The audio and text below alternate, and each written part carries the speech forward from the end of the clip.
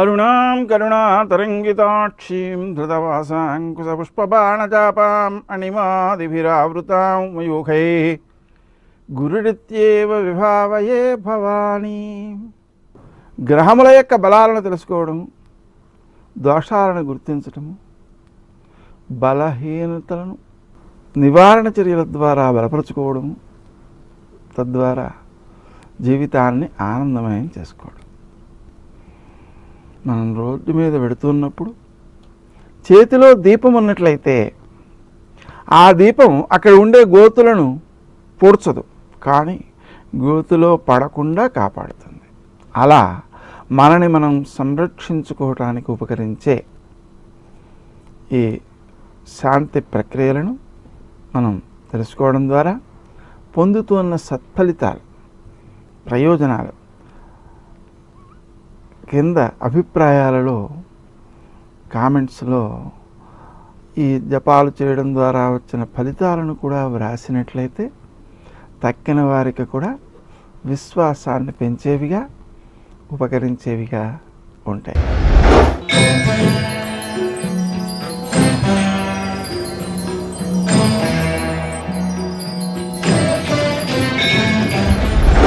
మేషరాశి.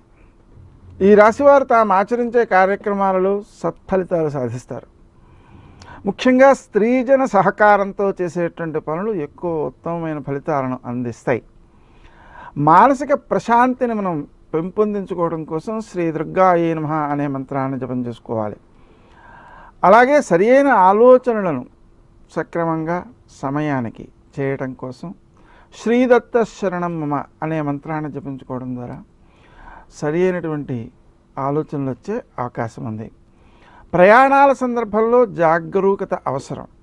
విశేషించి శ్రీ గౌతమాయ నమః అనే మంత్రాన్ని ఆ ప్రయాణ సమయంలో జపించుకోవడం ద్వారా ప్రయాణం సులభంగా అవుతుంది, ఇబ్బందులు లేకుండా ఉంటుంది, వెళ్ళిన చోట కావలసిన పని కూడా సులభంగా నెరవేరుతుంది. తండ్రి తత్సంబంధికుల ఆరోగ్య విషయంలో ఎక్కువ జాగ్రత్త తీసుకోవాలి. ఆరోగ్య బలాన్ని పెంపొందించుకోవడం కోసం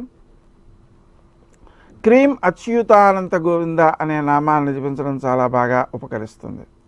శత్రువులు అపకారం చేయడానికి ముందుకు వచ్చినా వాళ్ళు చేసేటువంటి పనులు మీలోని కృషిశీలతను పెంపొందించి, పట్టుదలను పెంపొందించి లక్ష్యాన్ని చేరుకునేలా చేస్తాయి. తద్వారా మీరు గౌరవాన్ని వృద్ధి చేసుకోగలుగుతారు. ఆరోగ్య విషయంలో సమయానికి ఆహారం తీసుకోకపోవడం వల్ల, నిద్రను పాటించకపోవడం వల్ల వచ్చే ఇబ్బందులు కొన్ని ఎదుర్కొనే అవకాశం ఉంది.